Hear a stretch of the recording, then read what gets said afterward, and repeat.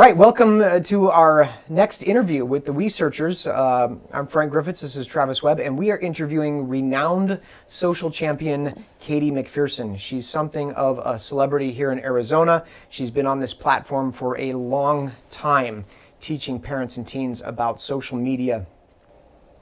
Time out. Okay. Can I say something real quick and then you guys can restate or whatever? Katie, I was reading your feed yesterday, or I think it was yesterday, and a woman commented, and I loved what you said, and then she was like, well, but some of the most socially connected people I know are the most active on social media, right? Mm-hmm. And I wanted to craft a reply, but I didn't have the time, so I just left it. Yeah. But I was really bugged by that, because I feel like real life, if you're connected in real life and you're out there interacting and engaging with people, then you can social media, support it with social media. Like, you can then turn to your social media and be very powerful and effective, but you need the real life connection first. Right. And I think the kids are doing it backwards. They're trying to do the social media connection that somehow will bring them that real life connection that then doesn't happen. But again, it goes back to adults teaching kids the truth about what real connection is. We can't tell them, because this is too delicious. I can't tell somebody, don't like sugar. Here is a bag of sugar.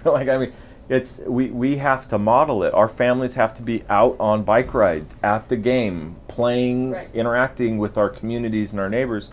And then you can say, this is something that can supplement this good foundation that we've already got. So if you were to wave a magic wand of how to teach adults how to connect, because I think that's where the disconnect starts, is I know in my own family and life, I don't know if I do a great job. I feel like I connect with other people, but I know people that don't. So how do we even teach adults how to connect? Can I frame this question maybe a little bit? Yeah. Is it true that, based on our anecdotal or professional experience, that kids who have a solid home life are less likely to be affected negatively by social media, and kids who have a poor or a negligent home life are more likely to be negatively affected? I mean, is that a fair statement? I think so. And then your question is why, right? How do we get the negligent parents to become more engaged? Was that the question, or did I read too much between the lines? Well, I love what you say about adults modeling connection, but I know very few adults that know how to do it themselves. So how do we even get in front of that? How do we teach adults how to drive the Ferrari, right, before they go give the keys to the kid? It's a pretty comprehensive, it's a pretty big topic that we could go into, which we're going to have segments where I talk specifically about this, but in a nutshell, the equation I use with my clients is V plus V equals C. Vulnerability and validation of that vulnerability is how we build connection. There's lots of ways to do either of the two V's, right? If I put myself out there, whether it's on the court, on the stage, at the lunch table, if I kind of bring the real me to you, my abilities, my interests, my whatever, if you can validate those, and there's lots of ways to do this, whether it's sitting by me asking a question or high-fiving me at the game or something, if there's some way that you can validate vulnerability, that in the human brain builds this bond of connection. That satisfies the attachment need to be seen, to be heard, to be picked, to be wanted, to be accepted. Accepted might be the king of them all. If I can somehow convey to you that as you are, you're accepted, that will build an emotional attachment bond between you and me. Mm-hmm. So if you think about your relationships, you're doing this. The people you love the most, the people you're most securely attached to, are people that you've practiced this. They've seen the real you and they stayed. Yeah. So your kids, the kids, same thing. Think about how vulnerable little kids are. When they come into this earth, they have nothing to hide. They don't even know that they're nude. I mean, it's all there. They're totally vulnerable.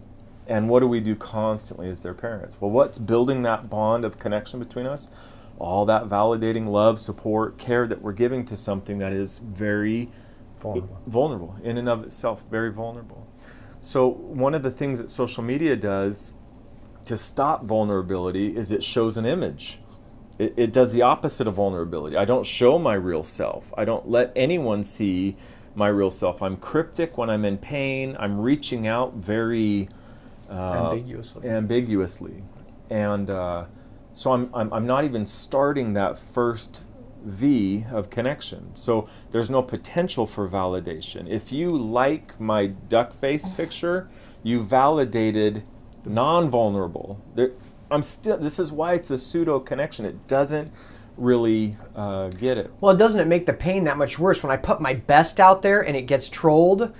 I'm like, holy crap, that was my best, and everyone's hating on me. Or it was my fabrication of what I think should be my best. Yeah, like I should look hot and thin and whatever else and Thick.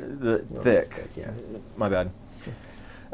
So again, when parents can practice this very simple concept of this is what I'm actually feeling, and if you can model validating when actual feelings are being shared, you can build connection. Really tight connection. Whether you're 8 or 80, that's the secret. Yeah. It's to find ways to be honestly vulnerable. When my 14-year-old, my 15-year-old, my 16-year-old comes home and they're embroiled in drama and they've got all these emotions about stuff that, to me, I look at it and go, that stuff's not important. The worst thing I could say is, get over it.